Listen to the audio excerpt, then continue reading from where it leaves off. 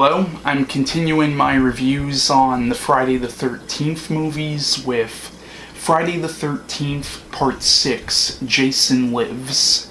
Now, I mentioned in my review on Friday the 13th Part 5 how Jason wasn't the killer in that.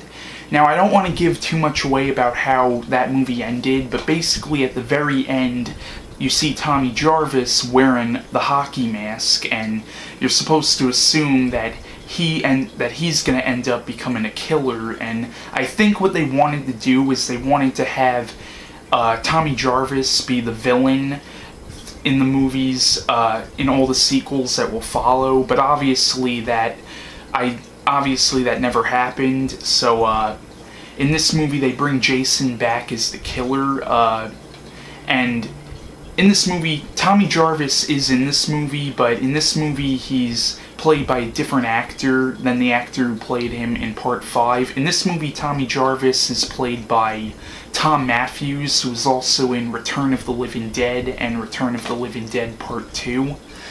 In this movie, now the movie kind of picks up where Friday the 13th Part 5 left off in a way,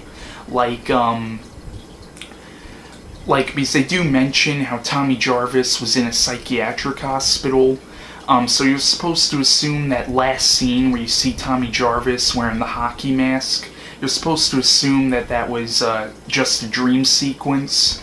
So in this movie, Tommy Jarvis and a friend of his escape from the psychiatric hospital, and Tommy Jarvis is still having hallucinations about Jason, and he figures the only way to stop the hallucinations is if he goes to Jason's grave, digs it up, and cremates him.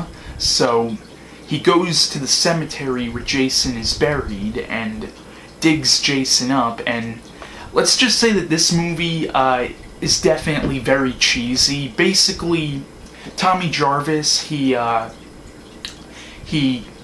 a flashback to what happened to him in Part 4, and so he goes crazy and grabs this thing, this metal fence post, and shoves it in Jason's body.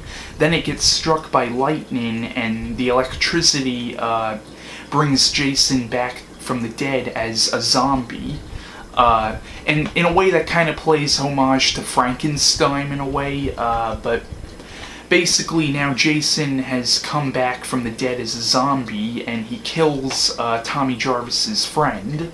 So Tommy now goes to the sheriff and tries to warn him that Jason has come back. Of course, the sheriff doesn't believe him and ends up and eventually he ends up throwing Tommy Jarvis in the jail cell. In this, you find out that they changed the name of the town to Fourscreen, and they changed the name of the camp from Camp Crystal Lake to Camp Fourscreen. And the reason they did this was so people would forget about what Jason did in the town in the previous films. So, now Jason has come back, and basically, one of the main characters is the sheriff's daughter, who you can tell right off the bat that she kind of has a liking for Tommy Jarvis, and she's a camp counselor at Camp Fourscreen.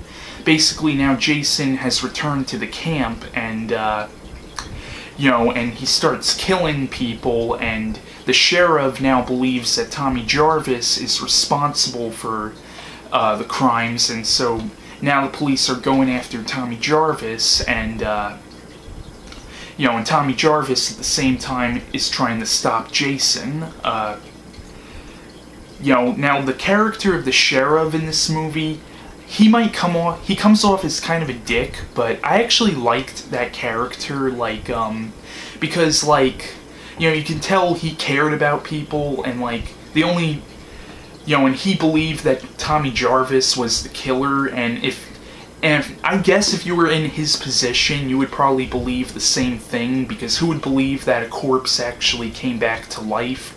So in a way, me personally, I don't think the character of the sheriff was as much as a dick as he comes off to be in the movie. But, yeah, You get some likable characters in the movie, and this movie is actually kind of cheesy. Like, it's kind of a horror comedy in a way, you know, but it's done very well, and it's definitely one of my favorite installments of the series. The movie also has a great soundtrack. You know, you got, you know, a bunch of Alice Cooper songs on the soundtrack. It's a great soundtrack. You know, it's definitely a great addition to the series, in my opinion. You know, now the movie is written and directed by Tom McLoughlin, who also went on to direct Stephen King's Sometimes They Come Back.